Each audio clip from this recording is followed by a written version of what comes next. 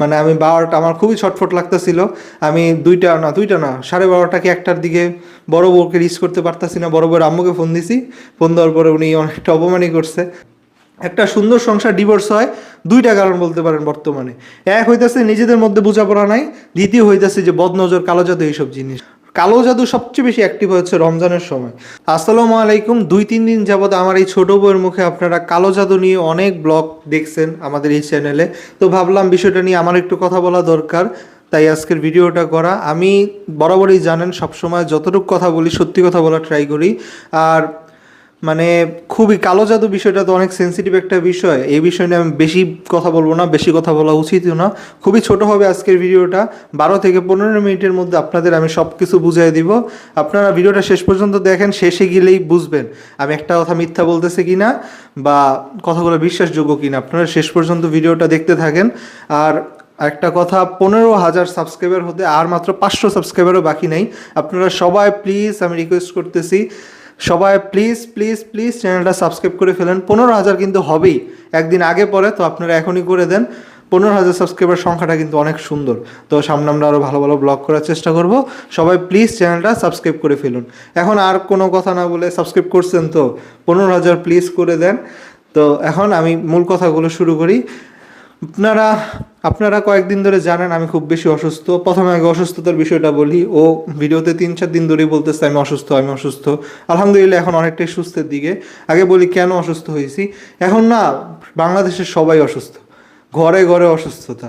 তো মানে ঘরের একসাথে যখন ঘরের সবাই অসুস্থ হয়ে যায় না, তখন মানুষ অনেক ভয় পায়, হয়তো এটা কালো জাদু হয়েছে, নাহলে কি না কি হয়েছে, সবাই একসাথে অসুস্থ হয়ে যাইতেছি কেন। তো এটা এখন আসলে না, শুধু আমাদের পরিবারে এমন না, সব পরিবারই অসুস্থ। তো আমাদের ফ্যামিলির ক্ষেত্রে আরও ভালো, আলহামদুলিল্লাহ। আমার ছোটো বউ এখনও সুস্থ আছে, আমি অসুস্থ হয়েছি, আমার আম্মু অসুস্থ হয়েছে, আমার মেয়ে অসুস্থ হয়েছে, আমার আব্বু আর ছোটো বউ আলহামদুলিল্লাহ এখনও সুস্থ আছে। তো এটা ভালো ব্যাপার। অন্যদের থেকে আমরা এখনও ভালো আছি, অন্যরা আরও বেশি অসুস্থ। তো আল্লাহ তাআলা সবারই সুস্থতা দান করুন, কারণ সিজন চেঞ্জ হচ্ছে তো এ কারণে এত সমস্যা। সিজন চেঞ্জ হচ্ছে এই এক কারণে অসুস্থ। আর একটা হচ্ছে কি, আমার এক্সাম 4 তারিখে। মানে পরীক্ষার যে কি প্রেশার যাইতেছে গাইস, আমি বলে বুঝাইতে পারবো না। মানে পড়াশোনা করলে অনেক পড়া, না পড়লে কোনো পড়াই না। এখন 4 তারিখে এক্সাম, আমি কিছু গুছায় উঠতে পারতেছি না। আগের বার পরীক্ষা দিয়ে আমি চান্স পাই নাই, এটা আমার শেষবার পরীক্ষা। তো শেষবারের পরীক্ষার একটা ভয় তো আছে, এবার চান্স না পাইলে শেষ। তো লাস্টবার যখন কোনো জিনিসের শেষ সীমানায় আমরা পৌঁছায় যাই, তখন ভয়টা স্বাভাবিকভাবে একটু বেশি থাকে। তো এই কারণে অনেকটা অসুস্থ। একজন কমেন্ট করছে কি নর্থ সাউথে কি ভর্তি পরীক্ষা হয়? আপনি কোন দুনিয়ায় থাকেন আমি জানি না। নর্থ সাউথে শুধু ভর্তি পরীক্ষাই হয় না, নর্থ সাউথের ম্যাথ কোশ্চেন ঢাকা ইউনিভার্সিটিরও হার বানায় দেয়। তো এখন আর আগের দিন নাই। ইউনিভার্সিটি, প্রাইভেট ইউনিভার্সিটি, তো এখন সবারই টাকা আছে। আমি পরীক্ষা দিতে গেছিলাম যখন নর্থ সাউথে, এই ব্লগটাও কিন্তু চ্যানেলে আছে। তো আপনারা ভিডিও না দেখা কমেন্ট করেন। আমি আর আম্মু পরীক্ষা দিতে গেছিলাম, সেই ভিডিওটাও আছে। আমি ভাবছি কি স্টুডেন্টই হবে না, এত টাকা দিয়ে কে পড়তে যায়। তো খুবই কম সংখ্যক স্টুডেন্ট হবে, বাইরে ঢুকাই যায় না। আবার তো সামনে পরীক্ষা দিতে যাব, সেই জিনিসটা আপনাদের শেয়ার করব। এবার একবারে ফুল ফ্যামিলি নিয়ে যাবো ইনশাল্লাহ। সবাই প্লিজ চ্যানেলটা আবার সাবস্ক্রাইব করে দিতে বলতেছি, প্লিজ সাবস্ক্রাইব করে দেন, সামনের ব্লগগুলো অনেক ভালো হবে। যাই হোক, তো নর্থ সাউথে শুধু পরীক্ষাই হয় না, পরীক্ষা অনেক কম্পিটিটিভ। এখন আর আগের দিন নাই, ঠিক আছে? সবারই এখন টাকা পয়সা আছে বাংলাদেশে।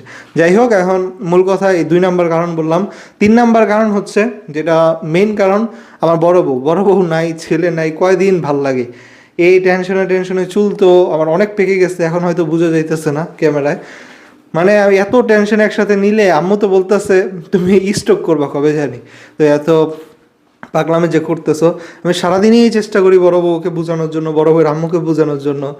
মানে কি বলবো, বড় বউয়ের আম্মু 2 দিন আগে একটা কথা বলে গেছে, তুমি কি পাগল হয়ে গেছো, এত রাতে ফোন দিতেছো? মানে আমি 12টা, আমার খুবই ছটফট লাগতেছিল। আমি 12:30 কি একটার দিকে বড় বউকে রিচ করতে পারতাছি না। বড় বউয়ের আম্মুকে ফোন দিছি, ফোন দেওয়ার পরে উনি অনেকটা অপমানই করছে, পাগল হয়ে গেছি নাকি ইত্যাদি ইত্যাদি। তো আমার দিকটা তো আপনারা বুঝেনি কতটা কষ্টের মধ্যে আছি।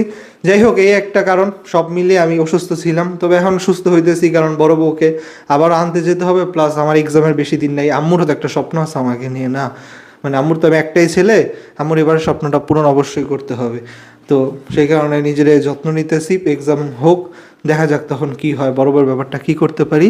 যাই হোক, এবার আর কোনো কথা না বলে কালো জাদুর টপিকটা শুরু করি। কালো জাদু আসলে কি হয়েছে গাইস? রমজান মাসে কিন্তু কালো জাদু সবচেয়ে বেশি অ্যাক্টিভ হয়। আপনারা আমার কথা বিশ্বাস না হলে সার্চ দিয়ে দেখেন বা কোনো হুজুরে জিজ্ঞেস করেন। কালো জাদু সবচেয়ে বেশি অ্যাক্টিভ হচ্ছে রমজানের সময়। তো রমজান মাসে যেহেতু কালো জাদু অ্যাক্টিভ হয়, আর কালো জাদুর কথাটা আমার ছোট বউ হুট করেই শুরু করছে। ওর মাশাল্লাহ আমি বলি একটা কথা, আমার ছোট বউয়ের অনেক বুদ্ধি, বড় বউয়েরও অনেক বুদ্ধি, সবচেয়ে বোকা আমি, ঠিক আছে। তো আমি বলদ দেখেই মানে বোকা দেখি দুইটা বিয়ে করছি, বড় বউয়ের কথায় বিয়ে করছি। এখন মানে পুরো হিবিজিবি একটা অবস্থা আমার জীবনের। যাই হোক, এখন এত অল্প বয়সে দুইটা বিয়ে করা তো আমার জীবনের সবচেয়ে বড় ভুল, এটা আমি বারবারই বলি। মানে সব কিছু মেনটেন করতে আমি শেষ হয়ে যাইতেছি, এখন বেঁচে আছি এটাই আলহামদুলিল্লাহ। তো কালো জাদু রমজান মাসে সবচেয়ে বেশি অ্যাক্টিভ হয়। আর কি একটা ঘটনা ঘটছে রিসেন্ট, আমি বলবো একটু পরে। একটা জায়গা থেকে ফোন আসছিল, যেটা খুবই ভয়ানক একটা ব্যাপার। তার আগে বলে নেই, ছোট বউয়ের মা কালো জাদু করছে, এটা আপনারা অনেকে বলতেছেন। আবার ছোট বউ বলতেছে বড় বউয়ের পরিবার থেকে কালো জাদু করছে। এটা আসলে হবেই না। মানে এই যে আমি অসুস্থ হয়েছি না, ও পুরোপুরি এক ঢালা দোষ চাপাই দিচ্ছে যে বড় বউয়ের কারণে অসুস্থ হয়েছি, বড় বউয়ের কারণে অসুস্থ হয়েছি। আবার বড় বউ বলবে কি যে ছোট বউয়ের কারণে অসুস্থ হয়েছে, ছোট বউ বাড়িতে থেকে অশান্তি করে, ছোট বউয়ের কারণে আমি আসতে পারি না। মানে বড় বউ দোষ দিবে ছোট বউকে, ছোট বউ দোষ দিবে বড় বউকে, এটাই হবে, এটাই স্বাভাবিক, ঠিক না? তো তেমনই ও বলতেছে বড় বউর বাড়ি থেকে কালো জাদু করছে, বড় বউ বলবে তন্ময় করছে। এইগুলাই কমন বিষয়। তো এমনটাই হইতেছে যেটা আপনারা দেখতেছেন, আর এটাই বাস্তবতা, এটাই রিয়েলিটি। মানে শুধু মিল, দুই বউয়ের মাঝে মিল আছে, মিল আছে, এইসব করাই যায়, কিন্তু আসল বাস্তবতাটা সবাই স্বীকার করতেও চায় না। যাই হোক, যেটা আমি স্বীকার করতেছি, যে কারণে হয়তো আপনারা আমার অনেক বেশি ভালোবাসেন, আমি সবসময় সত্যি কথাগুলো বলে দিই একদম মুখের উপরে। তো যাই হোক, এক কথা বারবার না বলি, কালো জাদু ওর মাও করে নাই, বড় বউয়ের বাবা থেকেও করে নাই। কালো জাদু কে করছে আমি আপনাদের সেটাই বলতেছি। গাইস, একটা কথা বলতে আমি ভুলে গেছি, আমার ছোট বউ অসুস্থ না হইলে ওর চেহারাটা দেখেই বুঝবেন অনেকটা শুকায় গেছে। কারণ কি, টানা কয়দিন ঘুমায় নাই, ওরও মন খারাপ যে বড় বউ ডিভোর্সের কথা বলছে, শুনছেন না, যে ডিভোর্স দিয়ে দিবে, ডিভোর্স দিয়ে দিবে, একদম চূড়ান্ত সিদ্ধান্ত নিয়ে নিছে, শেষ দিকে আছে। এই বিষয়টা আমি একটু পরে বলতেছি। তো ওরও আসলে মন খারাপ, 4 বছরের একটা সংসার ভেঙে যাবে, ভেঙে যাবে, এটা কেউই মেনে নিতে পারে না। ও কিন্তু সতীন্দ্র অনেক ভালোবাসে, বড় বউ ওর অনেক ভালোবাসে। কেন এই ভালোবাসাটা ফাটল ধরছে, এটা স্বাভাবিক কোনো বিষয় না। আমি আপনাদেরকে বলতেছি, আর 5টা মিনিট শুনেন, সব কিছু ক্লিয়ার হয়ে যাবেন। তো এই ওর কথাটা টানলাম কেমন, ওরে আপনারা সবাই খারাপ ভাবেন, আসলে এমন না। ও 3-4 রাত ধরে 2 ঘন্টার বেশি ঘুমায় না, মানে 24 ঘন্টায় 2 ঘন্টার বেশিও ঘুমায় না। সংসারে একে তো সব কাজ করে, তার উপরে এই বড় বড় বিষয়টা নিয়ে মন খারাপ। আমি দেখছি নামাজও কান্নাকাটি করতেছে রিসেন্ট। ও সবসময় 5 ওয়াক্ত নামাজ পড়ে না, যেটা সত্যি কথা, কিন্তু মনে হয় আমি 4-5 দিন ধরে দেখতেছি একদম টানা সবগুলো নামাজই পড়ে এবং নফল নামাজও পড়ে। তো এই জিনিসটা ওর অনেক ভালো লাগলো। যাই হোক, তাই একটু শেয়ার করলাম। ওর মানে ওর সাথে তো আমি সবসময় জানেন ছোটো বউর বদনামটাই বেশি করি। তো বড় বউ যখন থেকে ডিভোর্সের কথা তুলছে, তো তখন থেকে ও এবার সিরিয়াস হয়ে গেছে। কারণ বড় বউ ডিভোর্সের কথা আগেও বলছে, কিন্তু সেটা আমাদের বাসায়। এখন ওর বাবার বাড়িতে গিয়ে যখন ডিভোর্সের কথা বলবে, জিনিসটা আসলেই ভয়ের। তো ও আসলে ভয় পেয়ে গেছে এখন। তো ওর জন্য সবাই একটু দোয়া করবেন, ও যাতে সুস্থ হয়ে যায়। চেহারাটা দেখলেই বুঝবেন একদম ফ্যাকাশ হয়ে গেছে। সর্বোপরি সবাই আগে দোয়াটা করবেন যাতে আমাদের পুরো পরিবারটা একসাথে হয়। একসাথে হইলেই যে সব ঠিক হয়ে যাবে এমন না, সামনে যাতে একসাথে হওয়ার পর সামনে যাতে আমরা ভালো থাকতে পারি, সেই দোয়াটা একসাথে করবেন। আমাদের ভালোবেসে অনেকেই দোয়া করেন, তা আমি বলি দোয়াটা এইভাবে করবেন, কারণ মিলে গেলেই তো ঠিক হইলো না, মিলে যাওয়ার পরেও মিল থাকতে হবে। তো সবাই দোয়া করবেন আল্লাহ যাতে আমাদের একসাথে করে, একসাথে করার পর যাতে অনেক শান্তির একটা জীবন দেয়, সামনের জীবনে আমাদের আর কোনো সমস্যা না থাকে। অনেকেই ভালোবেসে দেখছি দোয়া করেন, তো এইভাবে একটু দোয়াটা করেন।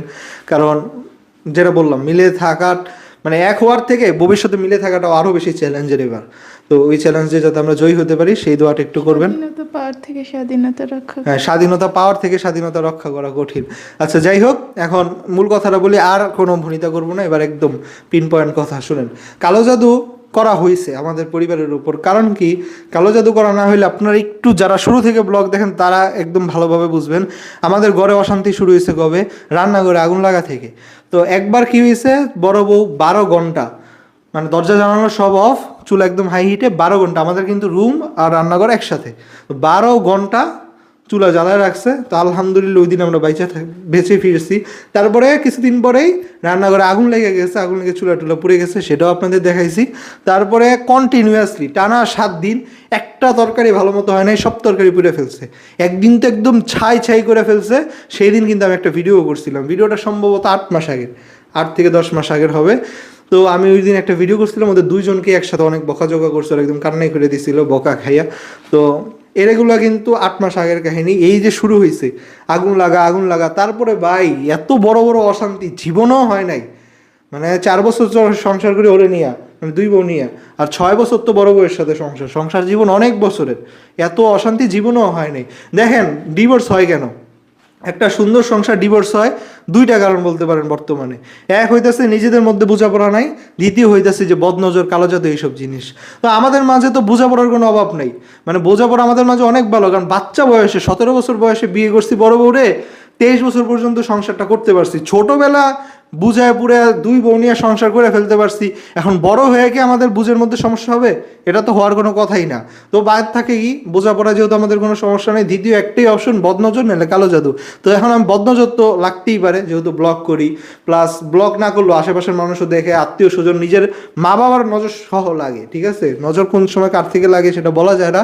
তো নজর বাদ দিয়ে আমি কেন কালো জাদুটা টার্গেট করলাম, একটা ভয়াবহ ব্যাপার, যে কথাটা আম্মু আমার আগে কখনো বলে নাই। আম্মুর কাছে একটা ফোন আসছে। তো আম্মুর কাছে ফার্স্ট একবার ফোন আসছিল আমার খালাতো ভাইয়ের যখন ডিভোর্স হয় তখন। আমার খালাতো ভাইয়া আর তার ওয়াইফ আমাদের বাসায় থাকছিল। তো আমাদের নিচতলায় তখন 3 মাসের জন্য ছিল, আর 3 মাসে আমি তখন বাসায় ছিলাম না, তখন আমি বিয়ে শাদী করিনি, এরও আগের ঘটনা। তো না সম্ভবত বিয়ে করছি, যাই হোক কোনো কারণে আমি এই বাড়িতে ছিলাম না 3 মাসের জন্য। তখন আমার রুমটায় আমার খালাতো ভাই আর হচ্ছে গিয়ে খালাতো ভাইয়ের ওয়াইফ ছিল। তো তাদের না পরে ডিভোর্স হয়ে যায়। ডিভোর্স হওয়ার পরে আম্মুর নাম্বার একটা ফোন আসছে। ফোন এসে বলছে কি, সুখে আসোস না, মানে একটা থ্রেটিনিং টাইপ, রাত্রের 2টার দিকে, একদম শেষ রাতে। আর আম্মু তো শেষ রাতের ফোনগুলোও ধরে, কারণ কি ওই যে আম্মু ডিউটিতে যখন থাকে সারা রাতি সজাগ থাকতে হয়, যারা নাইট ডিউটি করে, যেহেতু নার্স, একটু পর পর রুগী আসে, এটা হয় সেটা হয়, সারা রাতি সজাগ থাকে ধরতে গেলে। তো উনি ফোনগুলো ধরছে। তো ফোনটা ছিল এইরকম 6 বছর আগে। তো আম্মু একবার ফোন আসছে আর সেভাবে পাত্তা দেয় নাই। আর এবার ফোন আসছে এই যে রমজানের কিছুদিন আগে ফোন আসছে, এই রাতের বেলায় ফোনটা আসছে। ফোনটা আইসা এই যে বড় বড় ডিভোর্সের কথা শুরু হলো না, ডিভোর্স দিয়ে দিবে মানে, যাই হোক এই কথাগুলো তো আপনারা শুনছেন এই কদিন কী হয়েছে। ও হয়তো সব কিছু গুছায় ঠিকভাবে বলতে পারেনি, আমি সামনে পরের দিন দরকার হলে ডিভোর্সের ব্যাপারটা আপনাদের ক্লিয়ার করব, কী হয়েছে না হয়েছে, ডিভোর্সকে আসলেই দিবে কিনা। তো মেন কথা হচ্ছে এবার আবার ফোন আসছে, ডিভোর্সের কথা বড় বউ যখন তুললো আবার ফোন আসছে। ফোন এসে বলছে মজা বুঝতেছিস, তোর জীবনটা শেষ হয়ে যাবে এইভাবেই।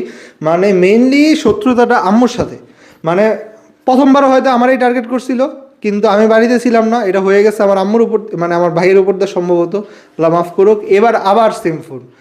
তো এরা আম্মুর সাথে শত্রুতা করে, আম্মুর তো আমি একটাই ছেলে, ধরেন আমার ক্ষতি করা মানে আম্মুর সবচেয়ে বড় ক্ষতিটা করা। তো আমার জীবন এলোমেলো হলেই তো আম্মুর জীবন এলোমেলো। তো আম্মুর সাথে হয়তো কেউ শত্রুতা করে এই কাজটা করতেছে, আমি জানি না এই কলটা ফেক নাকি সত্যি। ফেক হইলে ভাই এই যখন ডিভোর্সের কথা আসবে তখনই কেন এত বছর পর পর ফোন দিবে? যেখানে আব্দুর রহমান কিন্তু আমার একটা মাত্র ছেলে, মানে আমার আব্বু ও বাবা মায়ের একমাত্র সন্তান।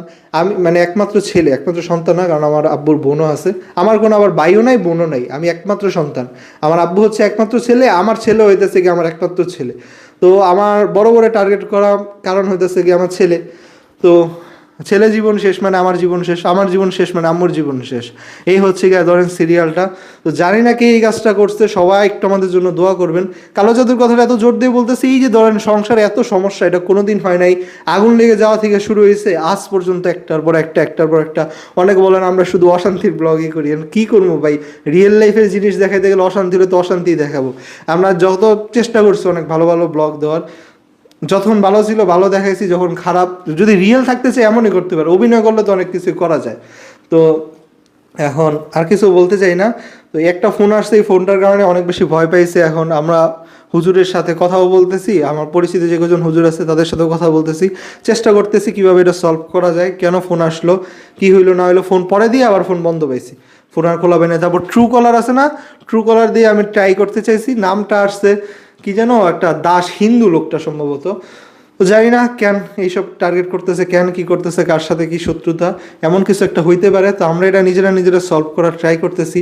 এইসব নিয়ে আর কোনো ব্লগ করবো না, কারণ এইসব কথা যত কম বলা যায় ততই ভালো।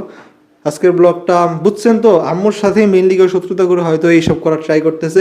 আর ওর মা কালো জাদু করার কোনো প্রশ্নই আসে না। এক কথায় কি, ও যদি মরেও যায় ওর মার কিছু যায় আসে না। তো ও সতীন নিয়ে সংসার করে না, কি করে এটা নিয়ে ওর আম্মু কখনোই কালো জাদু করবে না। আর বড় বউয়ের মা বরাবরই অনেক ভালো মানুষ, উনিও চায় না কোনো সমস্যা হোক।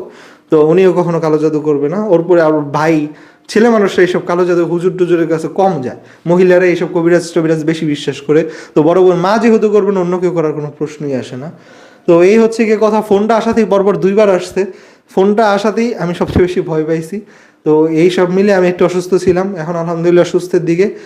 আজকের ব্লগটা এখানেই শেষ করতেছি। এইসব নিয়ে আর ব্লগ করবো না, আপনারা সবাই একটু দোয়া করেন, আমরা সলভ করার চেষ্টা করতেছি। ভিডিওতে বললে এটা কোনো সলভ হবে না, সরাসরি ভালো কবিরাজ দেখাতে হবে, ভালো কবিরাজ না আর কি, ওই যে হুজুর বা যেটাই বলেন না কেন, যার কাছে গেলে সমাধান হয় আমরা সেটা করব, ইনশাল্লাহ করব। এখন তো অনেকটাই শিওর হয়েছি এইগুলো স্বাভাবিক না, মানে এতদিন তো ভাবতেছিলাম রাগ এটা সেটা, এত কিছু আসলে এমনি এমনি হয়ে যেতেছে না, কোনো ব্যাড ইফেক্ট আছে। যাই হোক, আজকের ব্লগটা এই পর্যন্তই। সবাই চ্যানেলটা সাবস্ক্রাইব করে দিবেন। আল্লাহ হাফিজ। আমার কথা হয়তো কোনো কথা আপনাদের অবিশ্বাস হবে, কোনো কথা নাটক মনে হবে, যতটুকু সত্য ততটুকুই বলছি। আমি পারতাম বড় বড় মায়ের উপরে দোষ দিয়ে দিতে, ওর উপরে দোষ দিয়ে দিতে, কারোর উপরে আমি কোনো দোষ দিই নেই। সম্পূর্ণ আননোন একটা নাম্বার থেকে 2বার ফোন আসছে, আম্মুর সাথে শত্রুতা করে কেউ এই ধরনের কাজগুলো করতে পারে। তো আপনাদের বিশ্বাস না হলে আমার কিছু করার নেই, আমি যতটুকু কথা সত্যি কথা বলছি একদম। আল্লাহ হাফিজ।